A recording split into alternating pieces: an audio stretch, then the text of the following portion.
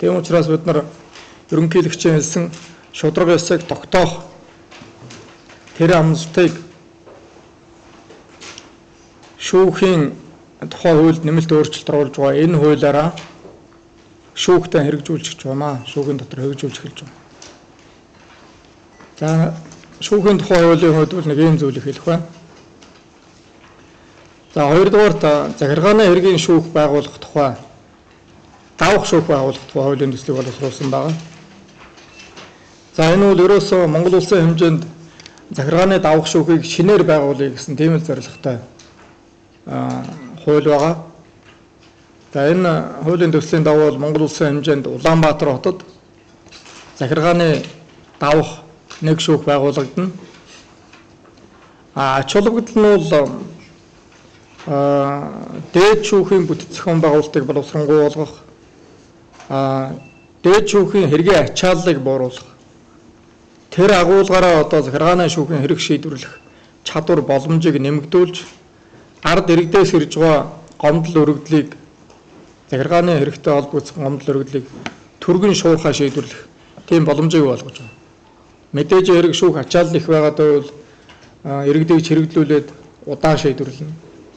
Гайгүй боломжийн хүмүүс бүрэлдэхүүнтэй орон тоотой байгаад явах юм бол хэрэгүүдэн түргэн шийдээд хүмүүсийг чирэгдүүлэхгүй шүү дээ.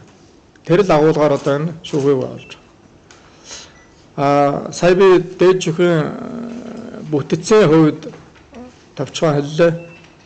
Захиргааны шүүхийг эрхлэн шийдэж байгаа дээд шүүхийн танхим дээр бол нэлээд зөрчилдөөнтэй байдал үүсээд байна л да. Нэгдүгээрт бол одоогийн хуулиар бол дээд шүүхийн захиргааны хэргийн танхим давах хяналтын шатны хэрэгүүдийг дээд шүүхийн захиргааны танхим хэлцэж шийдэж байгаа. Гэтэл эрүү болоод иргэний хэргийн танхим маань дээд шүүгчийн 3 танхимтай шүү дээ. Эрүү болоод иргэний хэргийн танхим маань болох тэр зөвхөн хяналтын шатаар хэрэг шийдэж байгаа. Эрүүгийн танхим, иргэний танхим бол зөвхөн хяналтын шатаар л хэрэгүүдэн шийдэж байгаа. Давах шатны тэр аймгийн давах шатны шүүх, нийслэл давах шатны шүүх, давах шатны хэрэгүүдээ шийдэж явж байгаа байхгүй юу?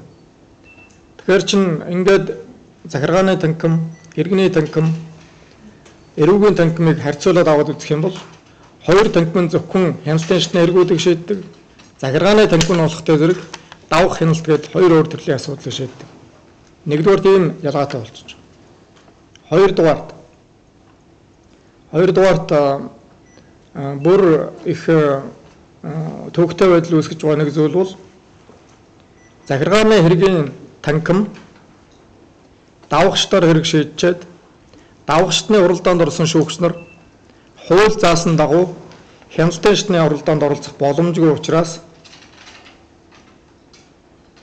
давах шатны шүүхийн уралдаанд орсон шүүгч хяналтын шатны шүүхийн уралдаанд орох боломжгүй учраас захиргааны танхим бол иргэний танхим, эрүүгийн танхимаас шүүгч нарыг оролцуулж хуралдаан хийж байгаа.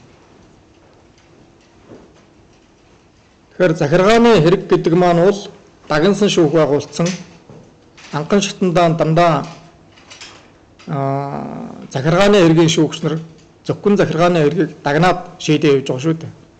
Дагнсан шүүхийн агуулга маань өрөөсөө л тэр зөвхөн захиргааны хэргийг дагнан шийднэ.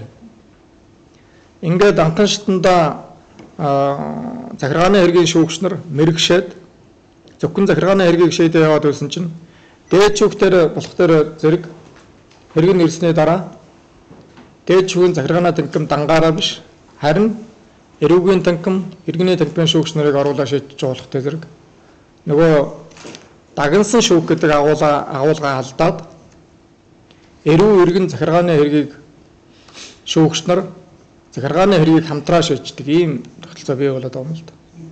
Тэр хэрвээ бид нар захиргааны шүүхийг одоо бүрэн агуулгаар нь бий болгоё гэж үзэх юм бол захиргааны давах шүүхийг заавал байгуулах шаардлагатай юм. Ийм л агуулгаар одоо бид нар захиргааны хэргийн давах шүүхийг байгуулах хуулийн төсөл хийгээд байгаа да. За энэ сая танилцуулсан захиргааны хэргийн дав залгчны шүүх байгуулах тухай шүүхийн тухай Монгол Улсын хуульд нэмэлт өөрчлөлт оруулах тухай хуулийн төсөл иргэн тахимаар хэлцэгдэж байгаа. Тэгээ яг үүнтэй холбогдуулаад хизээ хүмүүсийн бүртгэхөө, хизээ хилцүүлэх нь явагдах уу гэсэн нарийн мэдээллийг манай ажлын албаны дарга Аззаа танилцуулнаа. Хоёр хуулийн төсөл хэлцүүлэг зарласан байгаа. Ингээд 1-р сарын 25-ны өдөр зарлаад 2-р сарын 17-ны өдөр ажлын өдрийг дуустал иргэдийн саналыг хүлээж авах. Бид энэ зарлалыг явуулахдаа энэ хоёр хуулийн төслийг хоёулангийн 2-р сарын 18-ны өдөр 18-ны пүрэв гарагт хамтран хэлэлцүүлэе гэж ингэж зарласан байгаа. Гэтэл одоо ингээд хуулийн зөвлөлтөд ярилцаад ажлын хэсэг хэлэлцээд ямар шийдвэр гаргасан гэхээр хоёр хуулийн төслийг нэг өдөр хэлэлцэх боломжгүй байна. Тэгэхээр энийг бас салгаж бодлохоор болсон. Тэгэхээр 2-р сарын 18-ны пүрэв гарагт буюу цагаан сарын дараа шүүхийн тухай хуулийн шинжилгээг иргэд таймд хэлэлцэн.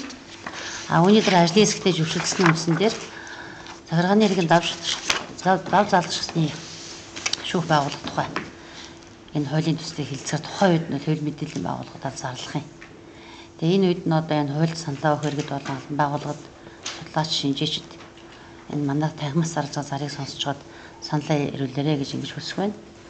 За тэгээд иргэдийн зүгээс бас зарим нэгэн гомдлууд ирж байгаа. Тэгээд юу гэсэн гэхээр танаа энэ тахимаар хэлцүүлж байгаа хуулийн төслүүдийг хангалтгүй мэдээлэгдэж байна гэж байгаа. Үүнтэй холбогдуулан бас өнөөдрийн хэвлэлийн уралдыг хийж байгаа. Тэгэхээр бид нар бол 3-4 төвийн хэдийн хэвлэлд одоо зууны шуудан, үндэсний шуудан бол өдрийн сонинууд зараа тавьсан.